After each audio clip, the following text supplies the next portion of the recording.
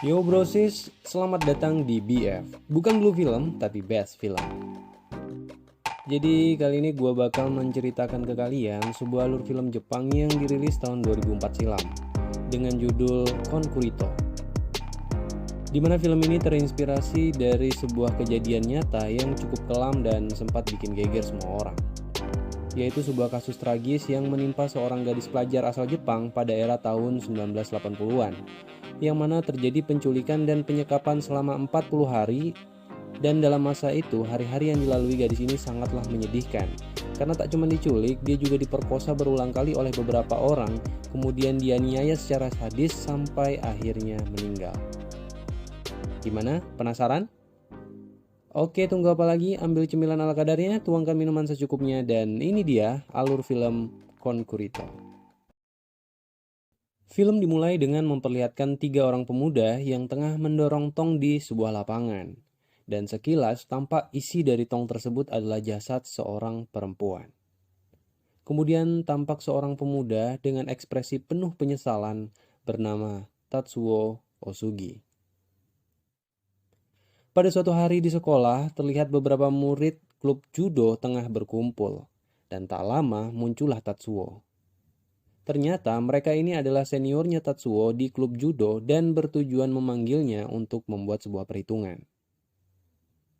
Hal ini dikarenakan mereka iri dengan terpilihnya Tatsuo sebagai perwakilan untuk mengikuti kejuaraan turnamen. Akhirnya, baku hantam pun tak terelakkan.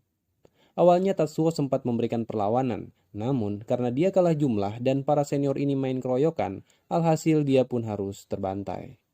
Akibat dari kejadian itu, Tatsuo pun mengalami luka-luka dan memar, sehingga harus mendapatkan pengobatan.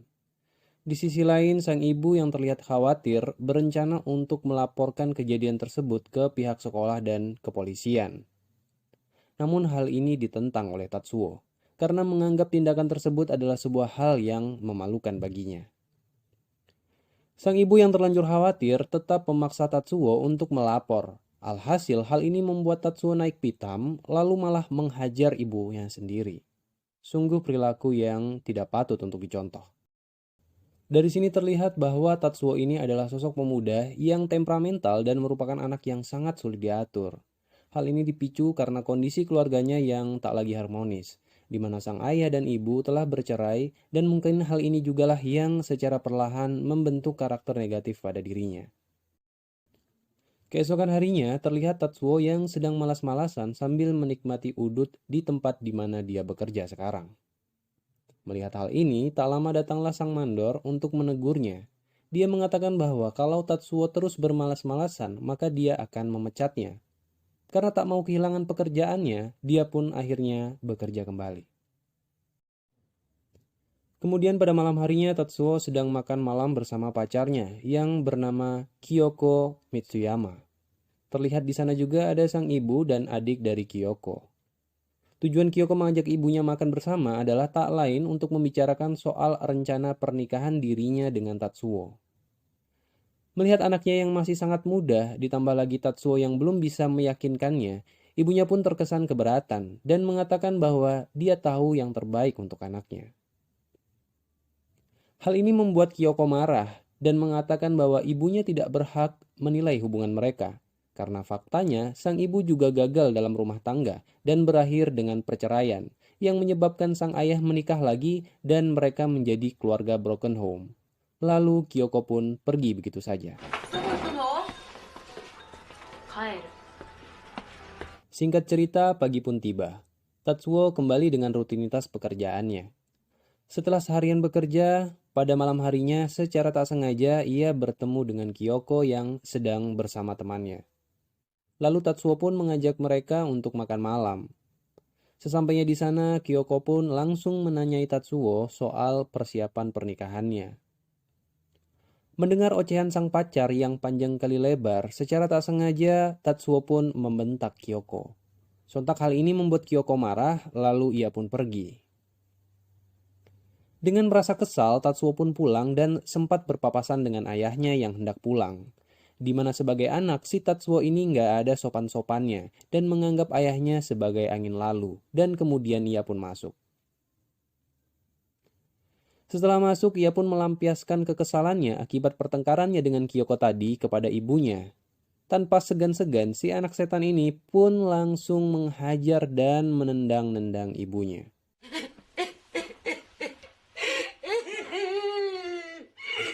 Merasa perlakuan anaknya sudah kelewatan batas, ia pun melaporkan kejadian ini kepada sang ayah angkat Tatsuo, yang tak lain adalah mandor di tempat ia bekerja.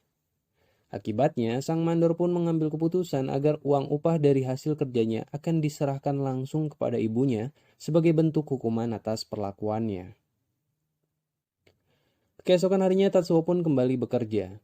Tak lama, datanglah beberapa orang anggota geng Yakuza yang sedang menarik pajak keamanan kepada Pak Mandor.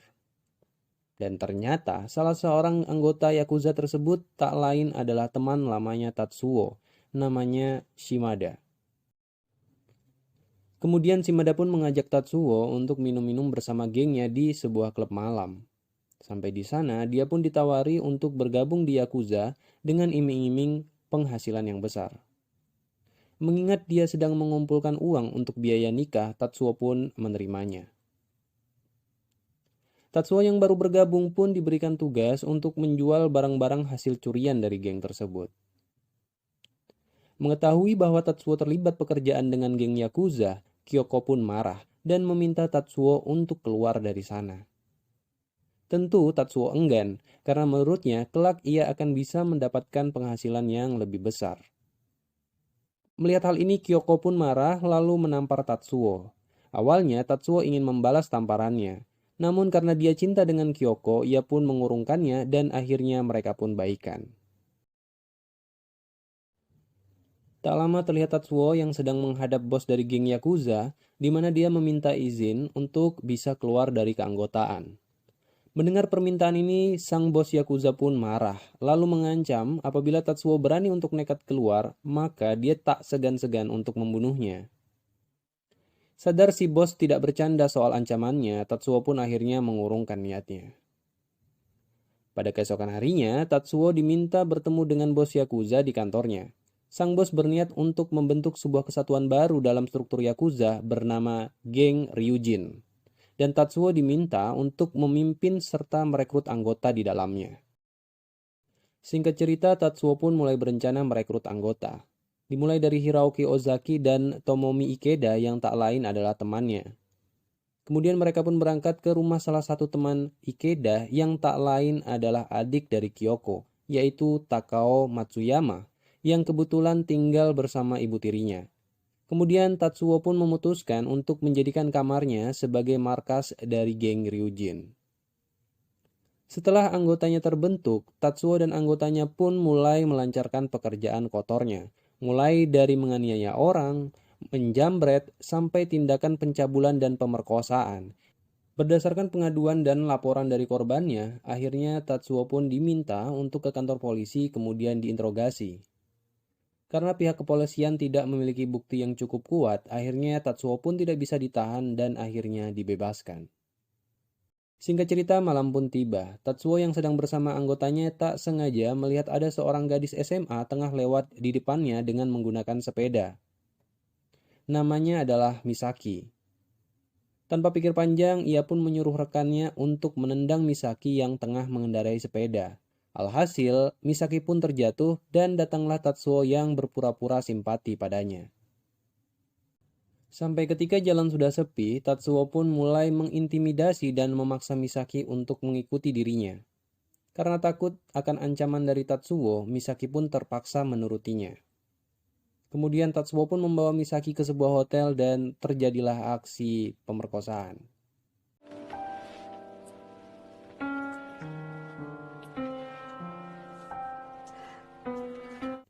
Setelah dia memperkosa Misaki, Tatsuo pun memanggil teman-temannya untuk membawa Misaki ke markas mereka. Alhasil, dengan bejatnya para anggota geng Ryujin ini pun memperkosa Misuki secara bergiliran. Tak sampai di situ, Ikeda dan teman-temannya pun melanjutkan kebiadabannya dengan memasukkan berbagai macam benda ke dalam kemaluannya Misaki. Mulai dari botol, tongkat, sampai vas bunga pun tak luput darinya. Keesokan harinya, Tatsuo dan anggotanya pun terlihat bersama. Mereka berniat untuk melepaskan Misaki. Akan tetapi, niat ini diurungkan karena mereka khawatir nantinya Misaki akan melaporkan kejadian ini kepada polisi. Tak lama terlihat Tatsuo yang sedang asik ngelem, tiba-tiba dia bangun dan menendang-nendang Misaki secara brutal. Karena merasa perutnya yang lapar dan tak ada makanan yang bisa dimakan, akhirnya Misaki pun memakan bunga yang ada di depannya untuk mengganjal rasa lapar yang ia rasakan. Setelah beberapa hari Misaki disekap, Tatsuo pun meminta dirinya untuk menelpon keluarganya dan mengatakan bahwa dia baik-baik saja dan sedang berada di rumah temannya. Hal ini Tatsuo lakukan agar pihak keluarga Misaki tidak membuat laporan anak hilang kepada pihak kepolisian sehingga dia beserta anggotanya tetap aman. Pada malam hari, di saat semua sudah tertidur, Misaki pun berhasil kabur keluar rumah. Dan kemudian dia menuju keran umum untuk minum karena sangat merasa kehausan. Namun tiba-tiba datanglah Ikeda yang memergokinya dan lalu menangkapnya kembali. Di malam berikutnya terlihat ibu tiri dari Takao mengendap masuk dan berusaha untuk menolong Misaki agar dapat kabur. Alhasil Misaki pun berhasil kabur, namun sialnya lagi-lagi dia harus tertangkap dan kembali disekap. Akibat dari ulahnya yang berusaha kabur terus-menerus, Tatsuo pun marah, lalu menghukum Misaki dengan membakar kakinya.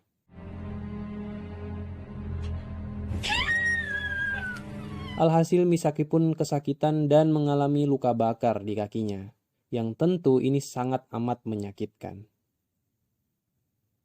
Tak sampai di situ, hari-hari yang dilalui Misaki pun penuh dengan siksaan, karena terus-terusan dipukuli sampai di mana wajahnya yang awalnya cantik dan mulus, kini terlihat bonyok dan penuh dengan babak belur. Dan hal ini pun berlangsung selama 40 hari dia di sana. Bahkan dengan kondisinya yang penuh luka, Misaki pun tetap dianiaya dan dipermainkan layaknya samsak tinju. Sampai di mana ia kembali dipukuli dan akhirnya dilempar barbel tepat di perutnya. Setelah puas menganiaya, Tatsuo dan anggotanya pun melepas lelah dengan mandi di air panas. Sepulangnya dari pemandian, mereka pun kaget melihat Misaki yang sudah tidak bernyawa. Melihat hal ini, Tatsuo pun dan anggotanya berusaha untuk menyembunyikan dan membuang mayat Misaki.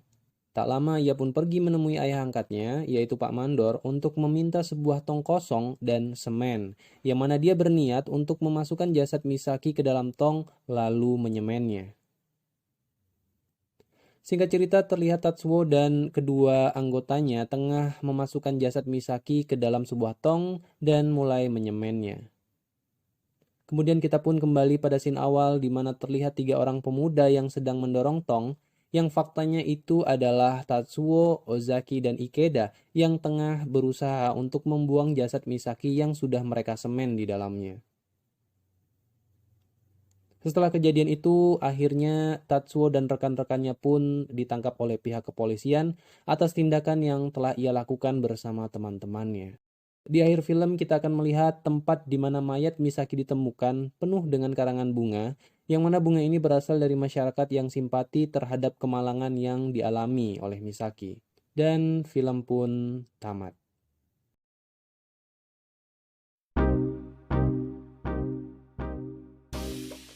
Nah, itulah tadi alur cerita dari film Konkurito yang diadopsi dari kisah nyata, seperti yang udah gue sampaikan di pembukaan video tadi. Kelanjutan dari kasus ini tuh akhirnya terungkap bahwa sosok sang gadis yang menjadi korban itu bernama Junko Furuta. Dan pelakunya tak lain ternyata merupakan teman sekolahnya sendiri yang cintanya ini telah ditolak gitu. Sehingga karena merasa ditolak, pria ini tuh merasa sakit hati dan tega melakukan tindakan biadab kepada si Junko. Namun akibat dari kejahatan yang ini, mereka pun ditangkap polisi dan kemudian diadili. Tapi sayang, hukuman yang mereka dapatkan ini nggak setimpal ya kalau menurut gua. Karena dari hukuman tahunannya aja mereka maksimal itu 20 tahun penjara, sementara teman-temannya yang lain bahkan ada yang cuman mendapatkan hukuman penjara di bawah 8 tahun. Hal ini dikarenakan mereka ini dianggap masih di bawah umur. Ya, kalau menurut gua sih nggak adil ya. Dari kejadian ini kita bisa memetik pelajaran bahwa keluarga adalah faktor yang sangat penting dalam pembentukan karakter. Dan pergaulan merupakan hal yang juga turut berpengaruh besar di dalamnya. Oleh sebab itu, pintar-pintarlah kita dalam bergaul dan berdewasalah dalam bersikap. Terima kasih buat kalian yang udah mau nonton sampai akhir. Oh iya, gue minta bantuan ke kalian untuk bisa bantu share video ini agar yang nonton rame. Jadi gue semangat lagi nih buat bikin video-video selanjutnya. Dan apabila ada kritikan dan saran, silahkan kalian tulis di kolom komentar ya. Oke, gitu aja. Sekali lagi thanks buat kalian dimanapun berada, dan akhir kata, sampai jumpa.